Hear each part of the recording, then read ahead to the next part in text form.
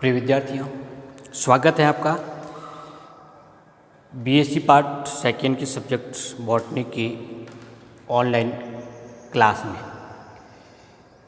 ये classes Gayatri college santoor के YouTube channel पर संचालित हो रही हैं। आज हम पढ़ेंगे development of male gametophyte in angiosperms. इससे पूर्व हमने एम्ब्रियोलॉजी से संबंधित कई टॉपिक के बारे में डिस्कस किया था, जैसे फ्लावर की स्ट्रक्चर, इन्फ्लोरेसेंस और इसके टाइप्स, फ्लावर के विभिन्न प्रकार के भाग, स्टेमन की संरचना, परागकोश की अनुपस्थित काट, माइक्रोस्पोरोजेनेसिस और पोलन ग्रेन की स्ट्रक्चर्स।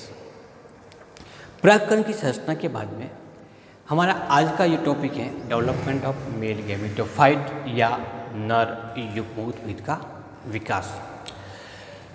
परागकण की अंकुरण के द्वारा एक 3 कोशिकीय संरचना बनती है जिसको मेल गैमेटोफाइट कहते हैं, और इसी मेल गैमेटोफाइट में मेल गैमेट्स का निर्माण होता है, नर युग्मकों का निर्माण होता है।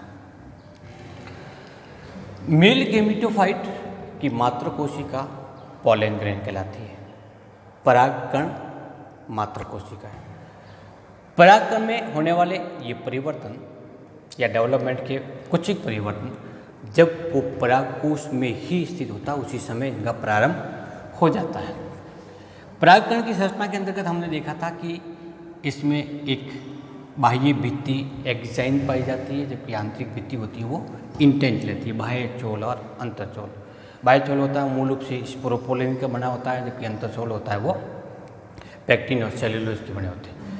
यदि वो द्विबीजपत्री पादप का परागकण है तो उसके अंदर कुल 3 जनन छिद्र पाए जाते हैं, और यदि एक बीजपत्री का है तो 1 जनन छिद्र पाया जाता है। इस परागकण के अंतर्गत एक अगुणित केंद्रक पाया जाता है, न्यूक्लियस है। इसके साथ में साइटोप्लाज्मा पाया जाता है। साइटोप्लाज्मा में छोटी छोटी रिक्तिका पाई जाती है, राइबोसोम और विभिन्न प्रकार की कोशिकांग और प्रोटीन पदार्थ की मात्रा अधिक होती है। जब परागकण परागकोश में ही स्थित होता है उस समय ही इसमें विभाजन की प्रक्रिया प्रारंभ होती है। सबसे पहले परिवर्तन क्या होता है कि परागकण जल को अवशोषित करके अपने आकार और आयतन में वृद्धि करता है।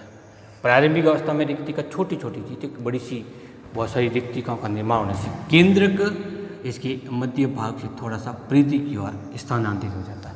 सामान्य तौर पर ये केंद्रक का स्थानांतरण उस ओर होता है जिस ओर जनन छिद्र होता है। इसके पश्चात केंद्रक में समसूत्री विभाजन होने से 2 केंद्रकों का निर्माण होता है। एक केंद्रक बनेगा वो वेजिटेटिव और दूसरा बनेगा वो जेनरेटिव न्यूक्लियस कहलाएगा। एक काय केंद्रक होगा और एक जनन केंद्रक होगा। सामान्य तौर पर जनन केंद्रक और काय केंद्रकों के आकार में असमानता होती है। काय केंद्रक थोड़ा सा बड़ा होता है, जबकि जनन केंद्रक आकार में छोटा होता है। ये असमानता इसमें विभाजन की क्रिया के आधार पर निर्धारित होती है।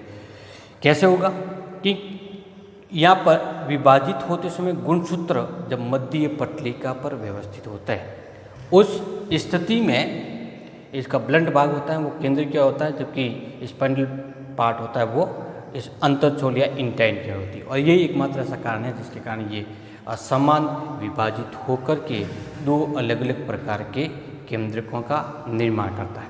इसके पश्चात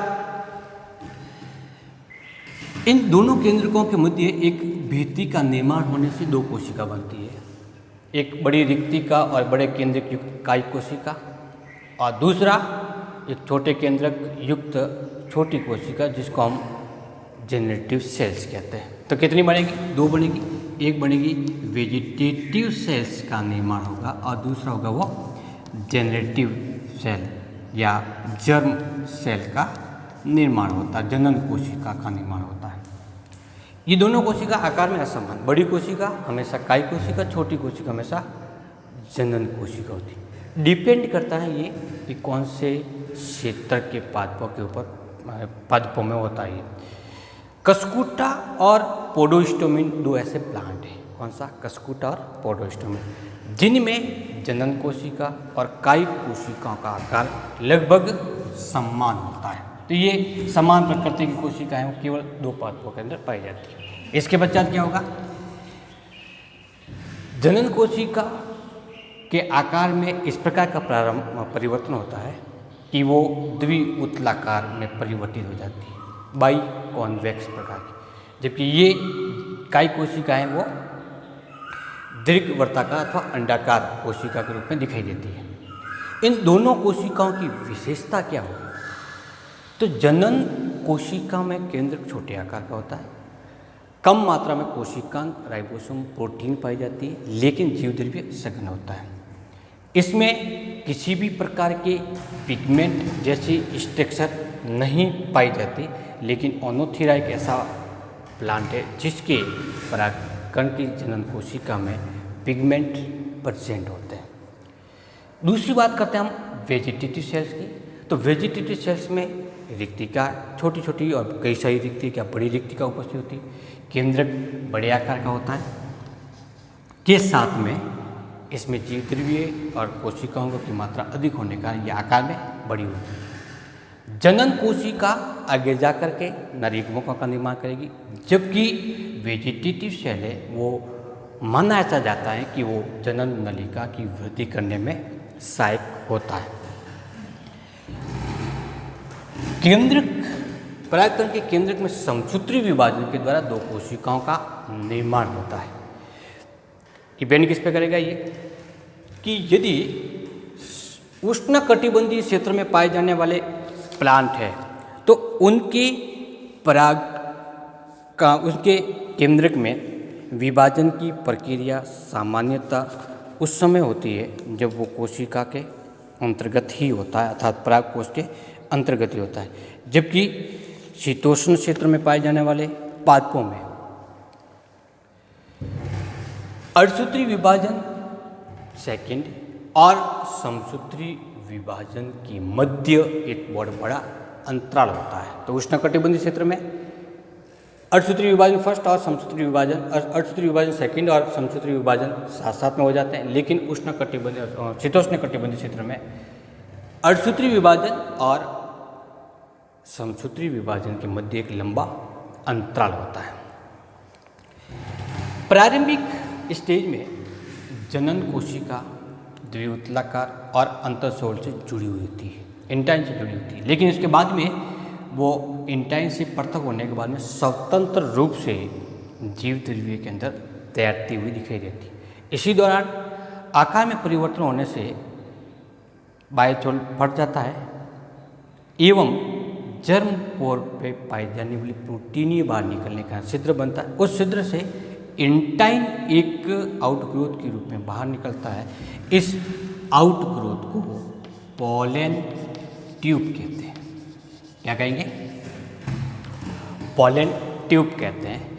इस पॉलन ट्यूब में एक नलिकीय केंद्रक और जनन कोशिका स्थानांतरित हो जाती है। जनन कोशिका का आकार द्विउतलाकार है ताकि ये आसानी से इस नलिकीय संरचना के अंतर्गत स्थानांतरित हो जाती है। इंटाइन से परिवर्तित पॉलन ट्यूब में लगातार परिवर्धन होने से एक लंबी नलिकीय संरचना का निर्माण होता है, जिसको कभी कभी जर्म ट्यूब के नाम से भी जानते हैं। इसी समय जनन कोशिका में समसूत्री विभाजन से दो संरचनाएं बनती है। इन दोनों संरचनाओं को मेल गैमीट्स कहते हैं। क्या नाम देते हैं? Male gametes. ये मेल गैमीट सामान्यतः एक बड़े आकार का होता है और एक छोटे आकार का होता है। छोटे और बड़ा असमान प्रकार के दो नर युग्म बनते हैं, लेकिन पिटूनिया में दोनों नर युग्मक समान आकार के होते हैं। आकार में असमानता इसमें पाए जाने वाले जीवद्रव्य और कोशिकाओं की संरचना में अंतर के कारण होता है।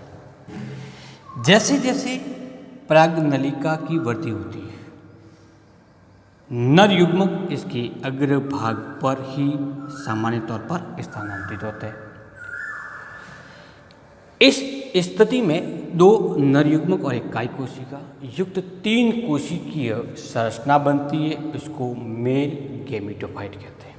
क्या नाम देंगे? Male gametophyte. कितने कोशिकीय? 3। 2 नर युग्मक हैं और एक काय कोशिका है। सामान्य तौर पर इस अवस्था तक का परिवर्धन परागकोश में ही प्रारंभ होता है। नलिका का निर्माण सामान्य तौर पर वर्तिकाग्र पर पहुंचने के पश्चात होता है, लेकिन 2 कोशिका अवस्था जनन कोशिका और काय कोशिका तक का परिवर्धन जनरल प्रारूप से परागकोश में ही होता है और इस 2 कोशिकीय अवस्था में ही परागकण वर्तिकाग्र पर स्थानांतरित होते हैं, अर्थात परागित होते हैं या परागण होता है। जब परागकण 3 कोशिकीय अवस्था में हो जाता है, उस स्थिति में वो अल्पजीवी होता है, उसका संवर्धन नहीं किया जा सकता। लेकिन जब वो 2 कोशिकीय अवस्था में होता है, वो दीर्घजीवी होता है, जिसके फलस्वरूप इसका आसानी से संवर्धन किया जा सकता है।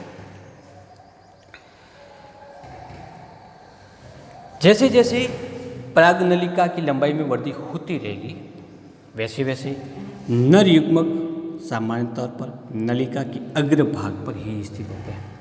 इस प्रकार की स्थिति इस नलिका में, यानी जैसे नलिका वृद्धि होगी पीछे पीछे की ओर पट का निर्माण होता है, जो सामान्य तौर पर कैलोज पट है। और ऋतिका का निर्माण होने के कारण हमेशा नर युग्मक इस नलिका के शीर्ष भाग तक ही स्थित होता है। नलिका बीजांड में प्रवेश करके नर युग्मकों को भ्रूण कोश के अंतर्गत मुक्त कर देती है। पराग कण से विकसित इस संरचना को युग्मोक्त भिद कहेंगे। इस युग्मोक्त भिद में 2 प्रकार के नर युग्मक हैं, एक बड़े आकार का और एक छोटे आकार का। इस संरचना को डाइमॉर्फिक कहते हैं, नर युग्मकों की द्विरूपता। क्योंकि ये एक संरचना 3 कोशिकीय था, बहुकोशिकीय हो गई, जो जड़ तना पर्ण में विभेदित नहीं है, तो एक गैमेटोफिटिक स्टेज हो गई। और ये गैमेटोफाइट क्योंकि नर युग्मकों का निर्माण कर रहा है, इसलिए इसको मेल गैमेटोफाइट के नाम से जाना जाता है। एंजियोस्पर्म में गैमेटोफिटिक स्टेज अल्पजीवी होते, कुछ समय के लिए होती है।